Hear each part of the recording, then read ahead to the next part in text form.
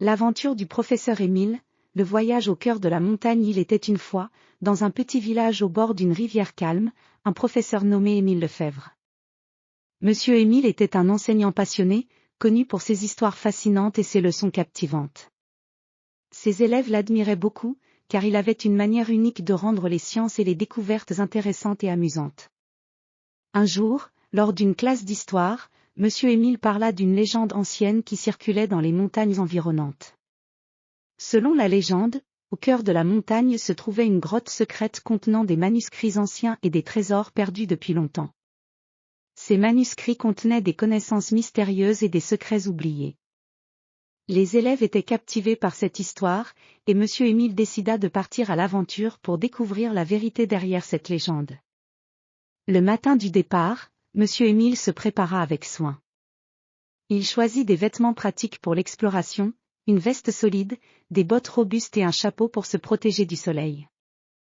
Il prit également avec lui une grande sacoche remplie de cartes, de lanternes, et de provisions comme de l'eau et des biscuits. Avant de partir, il fit ses adieux à ses élèves, qui étaient très enthousiastes à l'idée de suivre ses aventures par lettres et journaux. Monsieur Émile commença son voyage en direction des montagnes. Le trajet en train jusqu'à la gare la plus proche fut agréable. Le train traversa des paysages variés, des champs verdoyants, des forêts denses, et des rivières scintillantes. Monsieur Émile regardait le paysage avec intérêt, observant les changements de la nature à mesure qu'il se rapprochait des montagnes. À la gare, Monsieur Émile descendit et emprunta un sentier étroit qui serpentait autour des pentes des montagnes.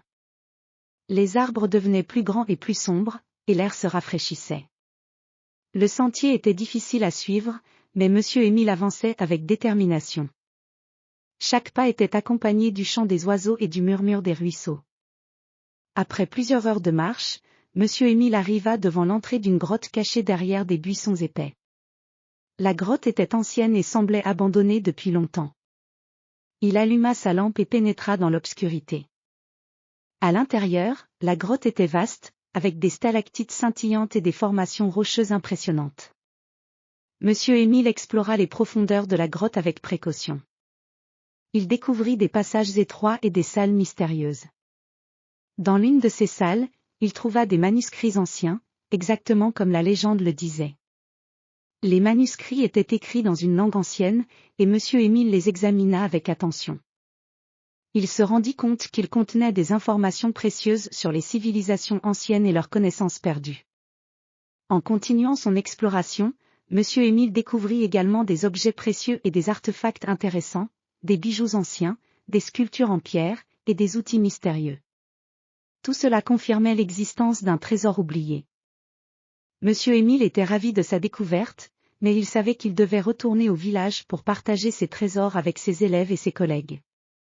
Avec les manuscrits et les artefacts en sécurité dans sa sacoche, Monsieur Émile entreprit le chemin du retour. Le voyage de retour fut tout aussi intéressant, car il réfléchissait à toutes les découvertes qu'il avait faites. Il se remémorait les mystères de la grotte et les merveilles qu'il avait vues. De retour au village, Monsieur Émile fut accueilli comme un héros. Il présenta les manuscrits et les artefacts à ses élèves et à ses collègues lors d'une grande fête. Ses élèves étaient émerveillés par les histoires qu'il racontait et les trésors qu'il avait découverts. Monsieur Émile partagea ses découvertes avec passion et expliqua l'importance de chaque objet et manuscrit. L'aventure de Monsieur Émile devint une histoire légendaire dans le village. Ses élèves étaient inspirés par son courage et son esprit d'aventure. Grâce à lui, ils apprirent non seulement des leçons sur les civilisations anciennes, mais aussi sur la curiosité, la persévérance, et la joie de découvrir le monde. Ainsi, le professeur Émile Lefebvre continua d'enseigner avec enthousiasme, et ses histoires captivantes restèrent dans les mémoires de tous ceux qui l'avaient connu. Sa passion pour les découvertes et l'aventure était une source d'inspiration pour les générations futures.